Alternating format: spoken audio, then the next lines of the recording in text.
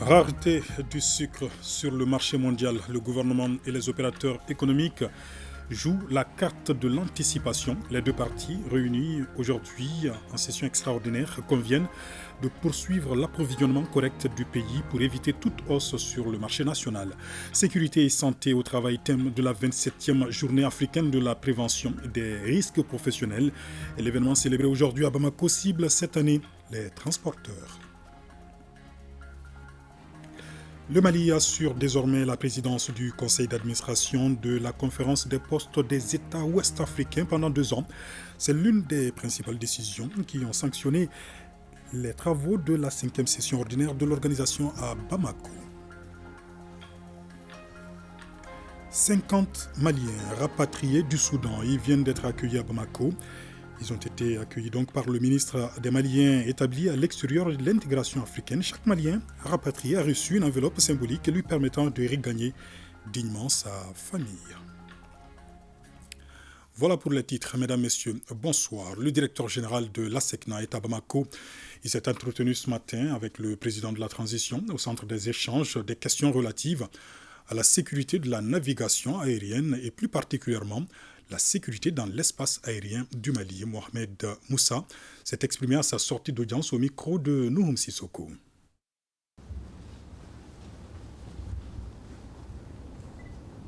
Nous avons eu l'honneur ce matin d'être reçus par son Excellence le Président de la République avec lequel nous avons partagé des informations concernant l'Agence pour la sécurité de la navigation aérienne. Vous savez que notre mission est d'assurer la sécurité de la navigation aérienne sur les espaces aériens de tous les États membres. Nous connaissons tous la situation qui prévaut actuellement au Mali.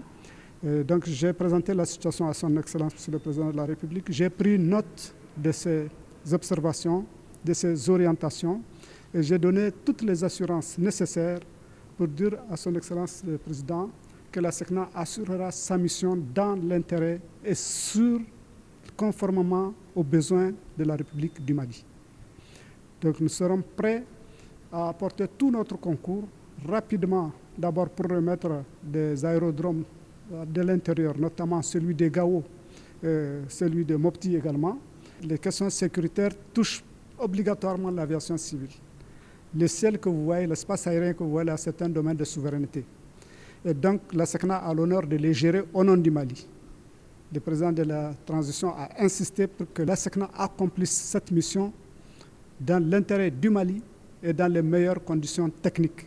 Et cette recommandation, je me suis engagé à l'appliquer. Autre audience cette fois-ci à la primature. Hier, le Premier ministre a reçu successivement le bureau du Conseil national du patronat, une délégation des participants de la 5e session ordinaire du Conseil d'administration de la CPAO, du bureau du barreau des avocats et le cinéaste Souleymane Cissé. Le compte rendu de ces audiences avec Alousseni Touré de la primature. Le Conseil national du patronat et titres corporation qui œuvre fortement pour la relance de notre économie. Le président de cette organisation a exposé devant le Premier ministre les démarches qui sont celles de sa corporation. C'est une visite de courtoisie pour présenter ce nouveau bureau, sa mission, sa vision, sa stratégie pendant ce quinquennat qui nous a été confié par les groupements professionnels.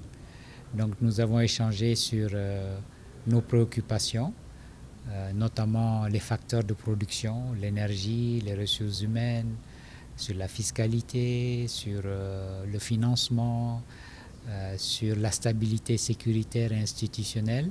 Toutes ces préoccupations qui font qu'un investisseur, qu'il soit étranger ou qu'il soit malien, décide d'investir ou pas dans le pays. Le secrétaire exécutif du CPAO, à la tête d'une délégation de participants à la conférence des postes de l'Afrique de l'Ouest tenue à Bamako, est venu remercier les autorités et livrer un compte-rendu du déroulement de ce regroupement. Nous avons constaté en tout cas une relance des activités de l'organisation, mais aussi une relance qui est constatée dans les postes de la sous-région grâce à la digitalisation et à la numérisation. Donc nous avons parlé des projets qui vont nous occuper de 2023 à 2025, donc des projets qu'on avait adoptés lors d'un atelier que nous avons tenu à Niamey et qui concernent en tout cas particulièrement le domaine du commerce électronique, comment aider les postes à mieux jouer leur rôle dans le commerce électronique, parce que la poste est un facilitateur pour le commerce électronique.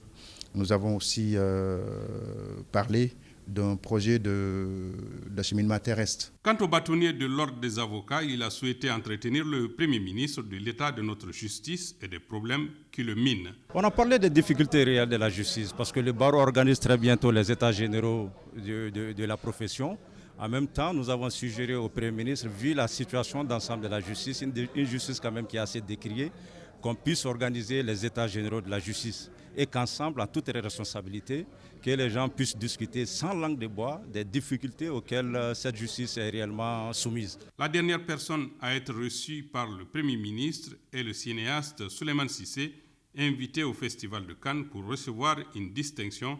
L'artiste a souhaité donner la primeur de cet honneur aux autorités de notre pays. Je suis invité au Festival de Cannes le 17 pour une remise de prix qui s'appelle le Carrosse d'Or. Et je ne voulais pas aller sans venir remercier le Premier ministre, son gouvernement, le chef de l'État, pour leur dire que ce que j'ai eu, je l'ai eu au nom du Mali. Et c'est tout à fait normal quand je dois les recevoir. Ce sont nos premiers responsables qui doivent le savoir. Comme on peut le constater, la journée n'a pas été de tout repos pour le chef du gouvernement. Tous les acteurs ont fait des propositions allant dans le sens de l'amélioration de leurs secteurs respectifs. Le Mali assure désormais la présidence du conseil d'administration de la conférence des postes des États ouest-africains pendant 2 ans. C'est donc l'une des principales décisions issues des travaux de la 5e session ordinaire du conseil d'administration de l'organisation. La rencontre a également invité les États membres à s'acquitter de leurs contributions afin de donner à l'organisation les moyens de réaliser les projets contenus dans le plan d'action adopté. Mamari Kone. Les pays membres de la conférence des postes des États de l'Afrique de l'Ouest sortent plus que jamais mobilisés à l'issue de cette 5e session du conseil d'administration de l'organisation. Après 4 jours de travaux, les représentants des 9 pays présents sur les 15 que compte l'organisation ont pris 3 décisions majeures. Il s'agit de l'adoption des rapports d'activité et financiers du secrétaire exécutif ainsi que la décision relative à l'adhésion de la Poste de Mauritanie, Mouripost, à la CPAO en qualité d'observateur. Le Conseil recommande la mise en place d'un comité restreint pour la relecture du règlement financier et du règlement du personnel afin de les adapter à la situation actuelle de notre organisation. Le Conseil invite les États membres à s'acquitter de leurs contributions afin de donner à l'organisation les moyens de réaliser les projets contenus dans le plan d'action. Autre décision forte de la session de Bamako, la désignation du Mali pour assurer la présidence du conseil d'administration de la CPAO pendant les 2 prochaines années. Ce mandat, nous le plaçons sous le signe de la relance de l'activité postale dans la zone ouïe-moi. Et cela à travers les différentes résolutions qui ont été adoptées lors de cette session.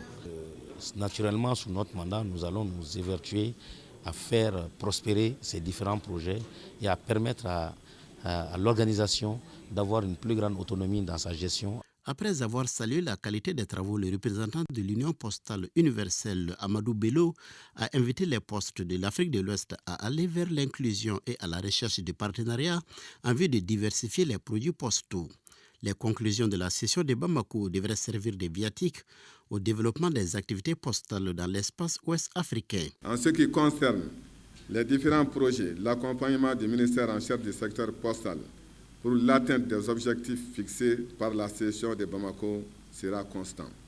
Une motion de remerciement a été adressée aux autorités maliennes pour leur contribution à la réussite de cette 5e session. La date et le lieu de la prochaine session seront communiqués ultérieurement. Le sucre se fait rare sur le marché mondial. Le ministre du Commerce anticipe et rencontre les opérateurs économiques sur la question. Les 2 parties réunies aujourd'hui conviennent de poursuivre l'approvisionnement correct du pays pour éviter toute hausse sur le marché national. Mamadou Fané. Les opérateurs économiques ont joué un rôle important dans l'approvisionnement correct du pays en produits de première nécessité durant le mois de Ramadan, ce qui a permis de maintenir le prix plafond du sucre convenu avec le gouvernement. Le ministre de l'Industrie et du Commerce a tenu à les féliciter aujourd'hui pour leur engagement patriotique. Le contexte international est très difficile. Certains produits de première nécessité, tels que le sucre, a connu beaucoup de tensions sur le marché international. Au cours du mois de Ramadan, des augmentations ont été signalées et même observées et exécutées au niveau du marché international. Mais malgré tout, nos opérateurs économiques ont respecté le prix plafond. Et ça, je vous salue. Je sais que vous avez, à un certain moment, fait fi de certaines marges bénéficiaires pour faire en sorte que les Maliens, sur l'étendue du territoire national, puissent avoir accès à ces produits tels que le sucre et le riz. Cependant, les cours mondiaux du sucre connaissent actuellement une hausse notoire qui pourrait impacter les consommateurs. Mais pour faire face à cette situation, le ministre souhaite une plus grande collaboration des groupements des importateurs de sucre, toutes choses qui se sont engagés à mettre en œuvre pour l'approvisionnement correct du pays. C'est le lieu pour moi de remercier l'ensemble de ces acteurs et de les encourager et de leur transmettre le message des plus hautes autorités qui saluent leur détermination et leur acte patriotique qu'ils ont toujours démontré chaque fois que la nation a besoin d'eux. Et je pense que nous allons continuer aussi à demander cet engagement patriotique des opérateurs économiques pour satisfaire les besoins du marché, mais aussi soulager la souffrance des populations du pays. C'est tout le monde, c'est l'ensemble des opérateurs qui doivent le faire pour amener du sucre. Je pense que le gouvernement doit regarder s'ils vont baisser les taxes. S'ils ne peuvent pas baisser, donc s'ils vont augmenter un peu les prix, il faut qu'ils augmentent un peu les prix pour éviter la crise. Pour les groupements des importateurs de sucre, c'est ensemble qu'on pourrait relever les défis. Et le ministre a salué la résilience des consommateurs face aux effets de la crise multiforme que connaît notre pays. 27e journée africaine de la prévention des risques professionnels. L'événement est célébré aujourd'hui à Bamako. La cible, cette année, les transporteurs, c'est autour de la thématique sécurité et santé au travail. Aliou Abdoulaye Touré.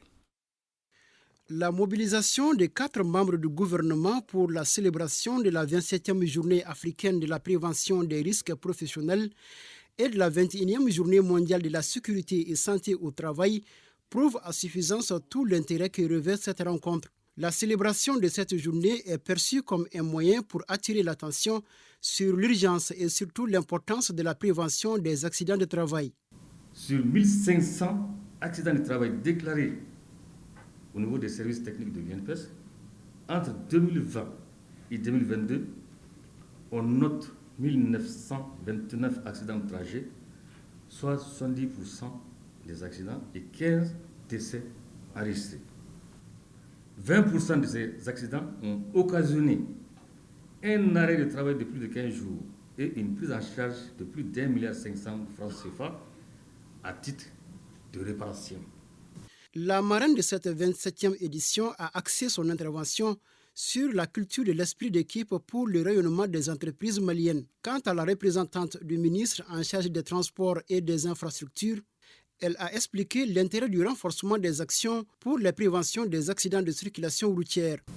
Selon les statistiques de 2022 de l'ANASER, sur un total de 8189 cas d'accidents de circulation recueillis sur les routes au Mali, les principales villes du Mali qui concentrent le plus grand nombre d'emplois détiennent 5202 cas d'accidents. La seule ville de Bamako comptabilise 4389 cas et donc arrive en tête. Les statistiques mettent en exergue l'impérieuse nécessité de renforcer les actions pour la prévention des accidents de la circulation routière.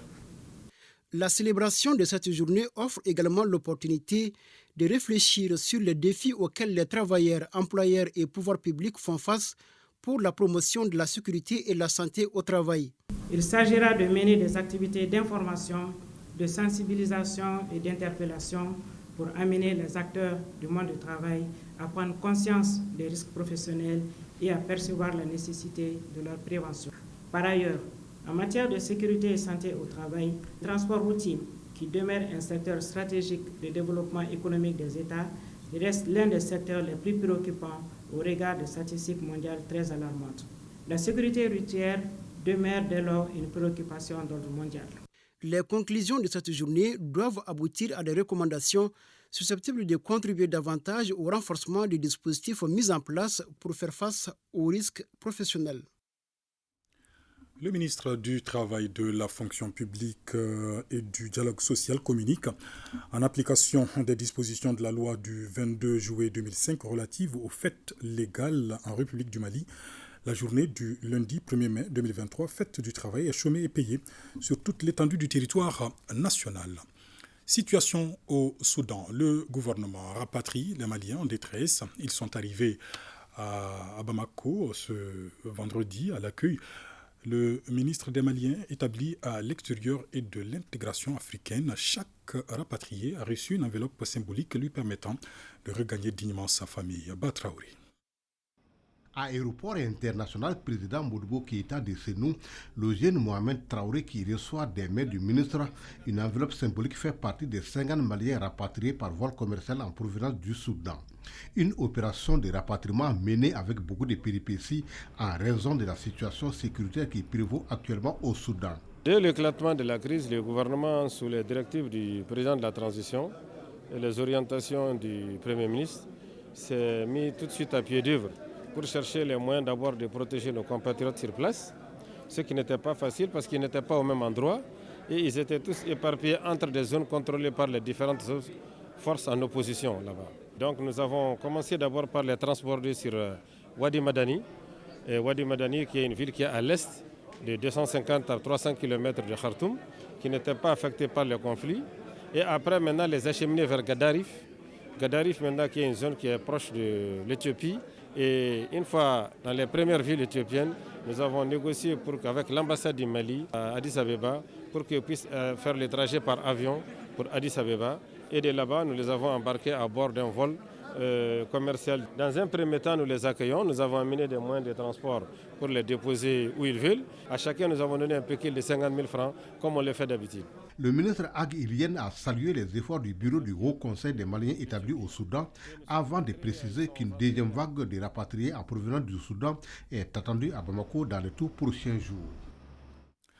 À Sikasso, première édition de la Journée nationale de la pomme de terre. Au lancement de la journée, les acteurs concernés annoncent un besoin de 46 milliards de francs CFA pour le secteur. Le but, produire 1 million de tonnes de pommes de terre de consommation et 2000 tonnes de semences d'ici 2026. Moustapha Doumbia et Souleymane Bamba. Cette première édition de la Journée nationale de la pomme de terre vise à faire connaître davantage cette filière et améliorer son développement à l'horizon 2026. Il s'agit en clair de produire 1 million de tonnes de pommes de terre de consommation d'ici 2026 et 2000 tonnes de semences. La journée est initiée par l'interprofession pommes de terre du Mali. À ce jour, nous enregistrons près de 115 000 exploitations familiales pour environ 2 250 000 personnes qui y trouvent leur compte dans l'activité pomme de terre en République du Mali. La production nationale est estimée aujourd'hui entre 400 et 500 000 tonnes en 2023 pour un chiffre d'affaires d'environ 85 milliards de francs CFA. Pour mener à bien l'exécution de la stratégie nationale en 2026, la filière a besoin de 46 milliards de francs CFA, dont 9 milliards sont destinés uniquement à la construction d'infrastructures en chambre froide. La journée nationale de la pomme de terre dure 2 jours. Elle est placée sous le thème « Enjeux et défis liés à la stratégie nationale pour le développement de la filière pomme de terre au Mali ». L'initiative est soutenue par plusieurs partenaires, parmi lesquels le projet Feed the Future Sougou-Iriwa et le conseil régional de Sigasso. Les interventions de la coopération suisse à travers le programme d'appui aux filières agro-pastorales PAFA, phase 1, et la phase 2 qui est en cours actuellement, et de même programme cofinancé par la coopération luxembourgeoise mérite d'être mentionné. Ce programme d'appui aux deux filières, à savoir la pomme de terre et le lait. Je voudrais vous rassurer que le gouvernement, sous l'impulsion du président de la transition, chef de l'État, son Excellence le colonel Assimi Goïta, et du Premier ministre, le docteur Choguel Kokela Maïga, reste conscient des vrais défis qui assaillent aujourd'hui notre agriculture en général et la culture de pommes de terre en particulier. L'édition 2023 de la Journée nationale de la pomme de terre enregistre la présence des acteurs venus du Burkina Faso, de la Côte d'Ivoire, de la Guinée, du Niger, de la Mauritanie et du Bénin. Elle prévoit entre autres des galeries marchandes, des conférences thématiques et des animations musicales. Près de 5 tonnes de rendement de coton graines à l'hectare, c'est la prouesse réalisée par la parcelle expérimentale du groupe IBI, un champ visité hier par le ministre du Développement rural, des chercheurs et des producteurs de coton. Dougoufana Traoré. Ce champ test est situé à Sala, dans la commune rurale de Gabakoro-Droit, à 20 km de Bamako, sur la route de Koulikoro. La parcelle testée est de 0,25 hectares. Les visiteurs, en plus du ministre du Développement rural, sont des paysans, des chercheurs et autres agents techniques d'encadrement de la CMDT et de l'OHVN. À Sala, le maire de Ngabakoro-Droit, Agalé Abdoulaye Sissé, Yacouba Traoré, le président des cotoculteurs de Koutiala et le paysan pilote Djouro Madou ont appelé les jeunes Maliens à s'inspirer de l'exemple d'Ibrahima Diawara. Car, poursuivent-ils, c'est un exemple de réussite qui constitue un grand pas vers la modernisation de notre agriculture, surtout l'amélioration du rendement à l'hectare de la culture du coton. Sur cette parcelle où est appliqué le système de goutte à goutte, la culture de coton peut se faire plusieurs fois l'an. Les résultats que nous avons, on a fait une densité de 141 000 plants à l'hectare, avec plus de 960 000 capsules à l'hectare. Ce qui donne, et les poids capsulaires, on a enlevé les capsules, on les a fait sécher, on a pesé, on est à 5 grammes par capsule. Ce qui nous donne aujourd'hui un résultat attendu minimum de 4 tonnes 800 kg. Faire de la culture de coton le moteur du développement du Mali est le credo d'Ibrahima Diawara, PDG d'IBI Group. J'ai opté pour l'agriculture, j'ai vu la rentabilité. Et j'ai compris aussi que le développement de ce pays et le développement de tous les pays du monde commence toujours par le secteur primaire qui est l'agriculture. Et nous avons commencé par ce champ expérimental de Diazon. Vous avez vu ce que nous avons pu réaliser, faire 5 tonnes à l'hectare de coton. Vous voyez l'impact. Grâce à notre recherche, nous arrivons aujourd'hui à atteindre un chiffre d'affaires pour les paysans de 1 400 000 francs CFA par hectare. Donc, imaginez le nombre de paysans qui vont sortir de la précarité, rien qu'en augmentant le rendement. Les installations et le système de goutte à goutte, les parcelles de melons, de pastèques et de coton ont émerveillé les visiteurs qui ont même dégusté quelques fruits et légumes. Je suis un ministre Comblé très satisfait. Il a amené une nouvelle technologie dont le rendement est à peu près de 5 tonnes à l'hectare contre 1000 kilos pour la production hivernale. Donc cela veut dire que lorsque on quitte notre système actuel de production pour venir vers ce système, on va multiplier la production de coton par 5. Cela veut dire que ça augmente le revenu du paysan, ça augmente la quantité de graines que nous allons avoir, ça augmente la quantité de fibres de coton que nous allons avoir, ça augmente la quantité d'huile que nous allons avoir, ça réduit notre dépendance de l'extérieur et ça permet aussi de stabiliser nos éleveurs ici en produisant beaucoup d'aliments bétail. L'utilisation du drone agricole a aussi contribué à l'atteinte de ces bons résultats.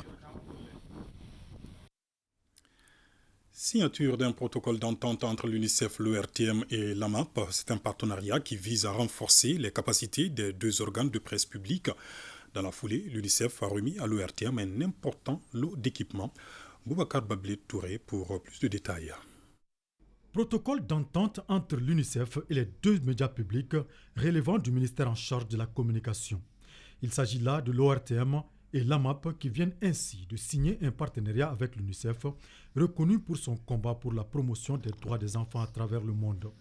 Ce protocole vise la réalisation du plan d'action 2022-2024 entre l'UNICEF et le gouvernement du Mali.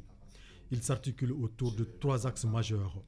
Le renforcement des capacités des deux organes de presse à travers la formation et l'équipement, la production d'émissions et d'articles de presse sur la promotion des droits de l'enfant et enfin la visibilité des interventions du programme de coopération à travers la contribution des enfants à la promotion de leurs droits. Il y a eu toujours une très bonne collaboration entre nos institutions sur des projets pour soutenir les droits des enfants, pour soutenir le changement social et comportemental et aussi la digitalisation.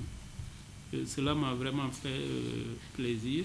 Cette longue collaboration, en tout cas, tant que je serai ici, continuera. Et j'espère que les 3 axes continueront à être le socle de cette collaboration. Ça fait des années que nous cheminons ensemble pour soutenir l'enfance au Mali en général et l'enfance tout court en particulier. Nous avons adopté notre grille 2023 il y a de cela quelques mois. Et dans cette grille, il y a une place très importante que nous réservons à la France. Nous avons un slogan qui nous est très cher. On va ajouter qu'à l'ORTM, chaque enfant compte. La signature du protocole d'entente a été couplée à la remise d'un important lot d'équipements à l'ORTM par le partenaire UNICEF. Des équipements composés de caméras et accessoires et des ordinateurs. Une illustration parfaite de l'axe premier du protocole, à savoir le renforcement des capacités des 2 organes de presse à travers la formation et l'équipement. Le gouvernement du Mali est résolument engagé dans la concrétisation du rêve des enfants de notre pays, conformément aux objectifs de l'UNICEF. C'est ce qui justifie la signature de ces 2 protocoles entre l'UNICEF et des structures des médias publics qui sont l'ORTM et l'AMAP. Ces 2 protocoles consacrent le positionnement stratégique de l'enfant en tant qu'acteur, agent, sujet de reportage plutôt que d'objet de reportage. Une visite guidée des installations de ORTM 1 et 2 a mis fin à la cérémonie consacrée à la signature de partenariat entre l'UNICEF, l'ORTM et l'AMAP. Le chef d'état-major général, le chef d'état-major de l'armée de terre à la rencontre des troupes sur le terrain, général de brigade Aruna Samake, était notamment dans la région de Nara et à Moudja. Objectif, s'imprégner des conditions de vie et de travail des militaires déployés sur les différents théâtres d'opération. Bouakar Kanouté pour le commentaire avec le concours de la DIEPA. Le chef d'état-major de l'armée de terre, le général de brigade Aruna Samaki, a effectué le mardi dernier une visite de terrain à Nara et à Mourdja. L'objectif de son déplacement était non seulement de s'imprégner des conditions de vie et de travail des troupes, d'apporter le message de soutien, d'encouragement et de félicitations des autorités pour le succès des opérations, mais également de rehausser le moral des hommes sur le terrain. Dans les localités de Nara et de Mourdja, la délégation a eu droit à une brève présentation de la situation sécuritaire et les difficultés majeures. Le général de brigade Aruna Samaki a affirmé que la nation entière demeure reconnaissante au sacrifice consenti par les éléments sur le terrain. Le chef d'état-major général de l'armée de terre, nouvellement promis à ce poste, a saisi l'occasion pour mieux échanger avec ces hommes avant de leur prodiguer de précieux conseils. Compte tenu des incidents qui se sont déroulés ces derniers moments, j'ai été dépêché par les plus hautes autorités pour venir transmettre les félicitations, les encouragements et les remerciements des plus hautes autorités que les hommes qui sont sur le terrain, leur travail est reconnu par les plus hautes autorités. Le travail abattu pendant ces derniers moments est éloquent. Les éléments qui sont sur le terrain, les prodiguer des conseils, et qui sont axés autour de la discipline, la cohésion, l'instruction et l'entraînement sur le terrain. Le général Samaki s'est dit fier de ces troupes dont le sens du sacrifice ultime et les actions permettent au quotidien la libre circulation des personnes et de leurs biens.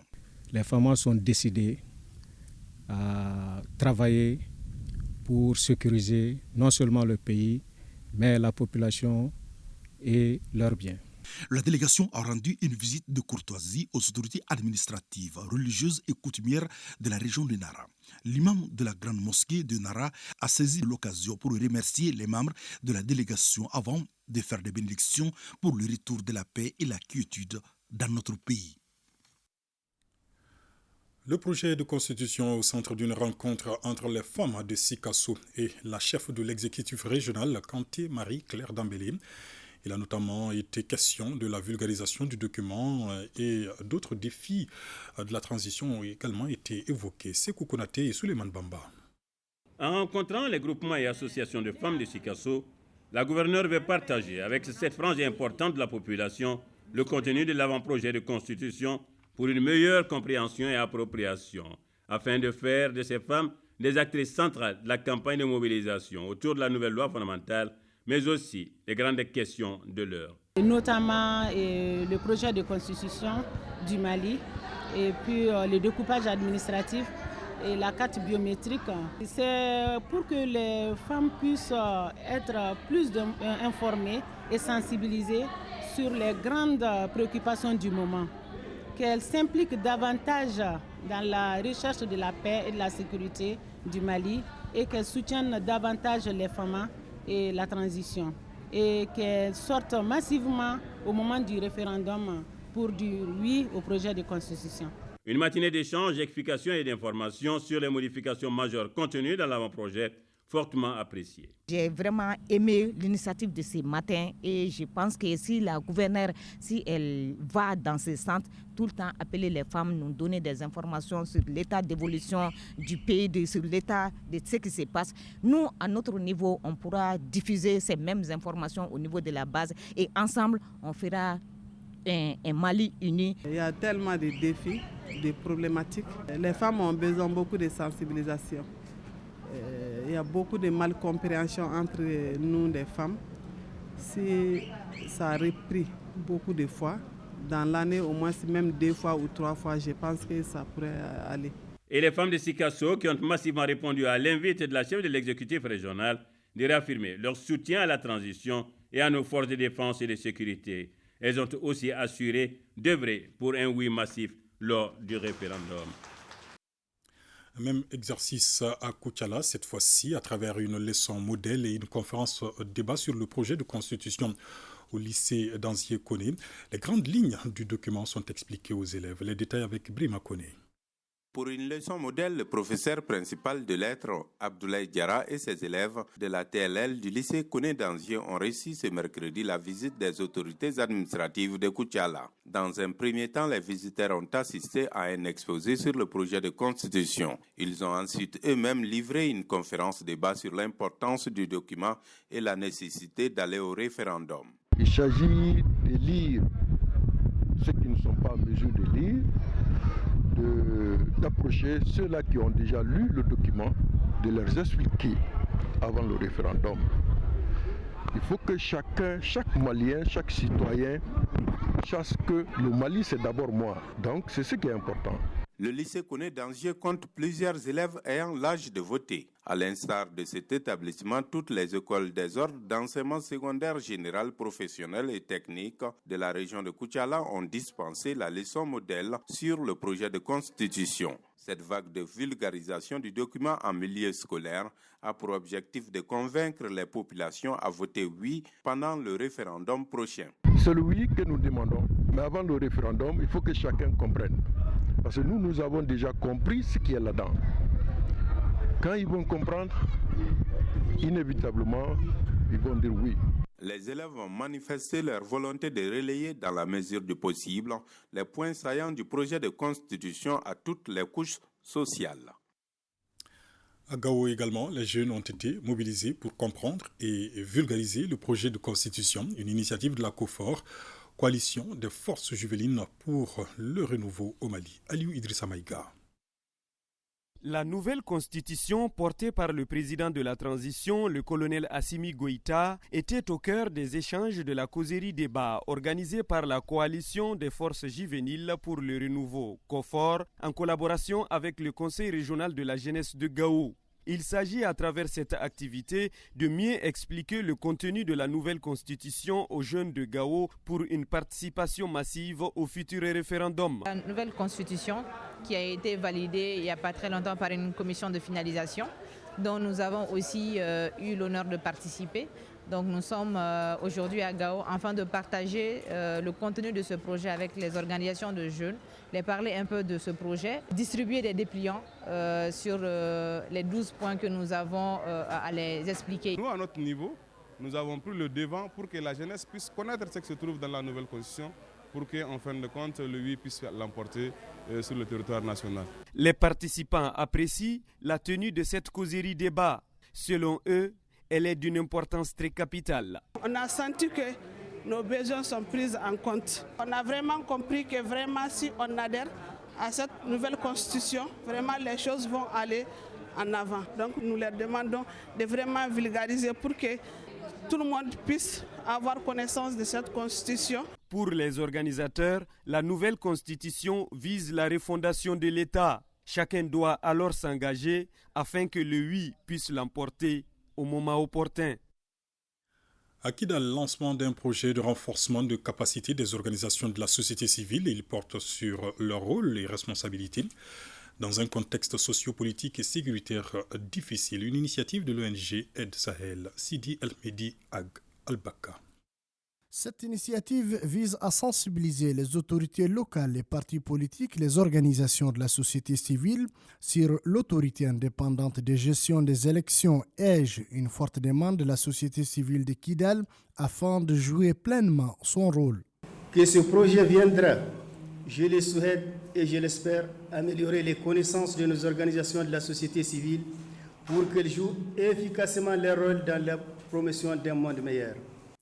Ce projet va non seulement améliorer les connaissances des organisations de la société civile, mais il va également permettre à la société civile de Kidal d'apporter sa pierre à l'édifice pour un monde meilleur.